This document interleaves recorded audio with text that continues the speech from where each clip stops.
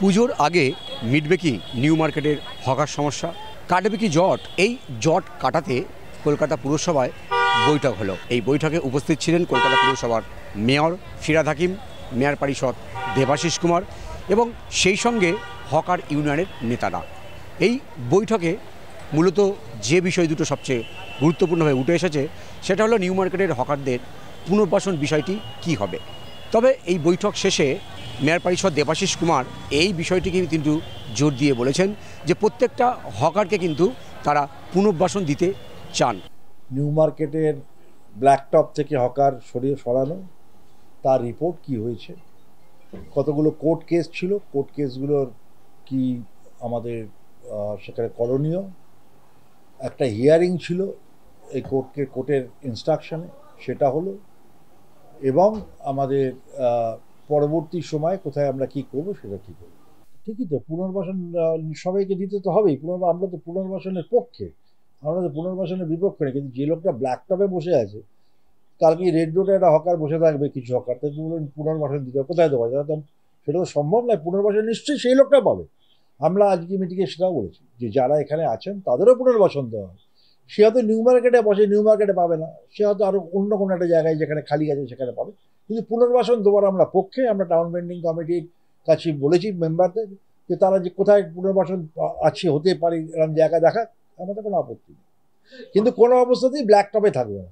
এটা পুলিশের কাজটা আমি বলতে পারি না, পুলিশ কেন করে কি করে আমি বলতে পারবো না, কিন্তু পুলিশের কাজটা আমার বলার নেই।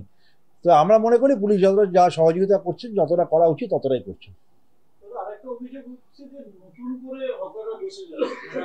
দেখুন, একটা জিনিস বুঝতে হবে, হকার আর বসবে না এরম কোনো কাট অফ ইয়ার বা কাট অফ ডেট হতে পারে না।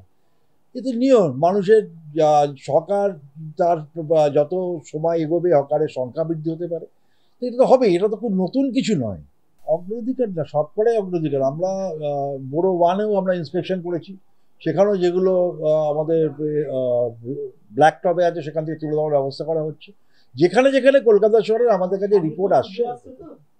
কলকাতায় হকার সমস্যা মেটাতে একাধিকবার কলকাতা পুরসভায় হকার ইউনিয়ন নেতাদের সঙ্গে একাধিকবার বৈঠক হয়েছে।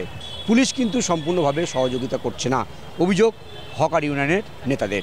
আমাদের মেন দুটো জিনিস আমাদের আজকে আমরা অ্যাচিভ করেছি হকার জয়েন্ট অ্যাকশন কমিটির তরফ থেকে। আমরা জানাতে পারি, আপনাদের ডিক্লেয়ার করছি যে নিউ মার্কেটের এভিকশনের ব্যাপারে, রিলোকেশনের ব্যাপারে এগ্রি করেছেন পুরো টাউন বেন্ডিং কমিটির চেয়ারম্যান এবং মেয়র নিজে। এবং আমরা যে 56 জনের লিস্ট আমরা জমা দিয়েছি, তাদের ড্রয়িং চেয়েছে যে আমরা কোথায় রিলোকেট করতে পারি, এইটা নিয়ে ওনারা আমাদের সঙ্গে আলোচনা করার জন্য প্রস্তুত হয়েছে। না, 56 জন যে হকার যাদের 2015 রেকর্ড আছে, যাদেরকে বসতে দেওয়া হচ্ছে না, এই 56 জনের সঙ্গে আরো বহু লোক। আমরা বলেছি যে যারা বাকি থাকবে রেকর্ডের বাইরে, তাদেরকে মোবাইল হকারের অ্যাক্ট অনুযায়ী মোবাইল হকার হিসাবে ট্রিট করা হোক। তাদেরকে রিলোকেট না করে তাদেরকে 4টে থেকে রাত্রি 10টা পর্যন্ত 6 ঘন্টা তাদেরকে মোবাইল ভেন্ডিং করবার জন্য অর্ডার দেওয়া হোক। সেটাও মিনিটসে নেওয়া হয়েছে এবং সেটা নিয়ে আলোচনা হবে। কারণ এটা ট্র্যাডিশনাল মার্কেট, হেরিটেজ জোন, সেক্ষেত্রে আমরা এটাকে অ্যাকসেপ্ট করেছি, ওনারাও অ্যাকসেপ্ট করেছে। এবং এই প্রস্তাবটা সরাসরি আমরা মেয়রকে দিয়েছি এবং আমাদের মাননীয় কো চেয়ারম্যান এবং MMIC দেবাশিস কুমারকেও দিয়েছি, প্লেস করা হয়েছে। 2 নম্বর যেটা হচ্ছে 4 নম্বর NS রোডের একটা হেরিটেজ জোনের বিল্ডিং এর ব্যাপারে মেয়র সাহেব আমাদের হেল্প চেয়েছিল হকার জয়েন্ট অ্যাকশন কমিটি। আমরা সম্পূর্ণভাবে তাদেরকে অফিসিয়ালি রিলোকেট করবার ড্রয়িং দিয়েছি 33 জনের, এবং তাদের ড্রয়িং অ্যাকসেপ্ট হয়েছে এবং তাদের রিলোকেট করবার অর্ডার আজকে প্লেস হবে। আমরা সেটা পুরো সম্পূর্ণ TBC সেটাকে অ্যাকসেপ্ট করা হয়েছে যে কারোর লাইভলিহুড আমরা ব্রেক করবো না, অথচ তাদের হেরিটেজ জোনটাও থাকবে এবং এদের লাইভলিহুডটাও থাকবে। এটা আমাদের একটা অ্যাচিভমেন্ট হয়েছে হকার জয়েন্ট অ্যাকশন। কিন্তু আমরা একমত নই, কারণ পুলিশের সহযোগিতা যদি পেত তাহলে পরে যখন রাউন্ড দিচ্ছে তখন খালি যেই রাউন্ড দিয়ে ফিরে এলো আবার বসে গেল, সেটা হতো না। সুতরাং পুলিশের সহযোগিতা পাওয়ার ব্যাপারটা আমার কাছে মনে হয়েছে সঠিক নয়। পুলিশ যদি মনে করে একজন হকারও পিচের রাস্তা বসতে পারে না, কিন্তু সেটা হচ্ছে নিউ মার্কেটে পিচের রাস্তা বসছেন।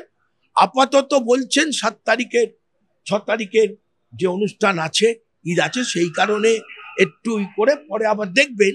কিন্তু আমাদের বিশ্বাস, যার জন্য আমরা হাইকোর্টে কেস করেছি যে পুলিশের সহযোগিতা হচ্ছে না এবং খালি হচ্ছে না বলে, সেই কেসের ব্যাপারও আজকে মিটিংয়ে উঠেছিল।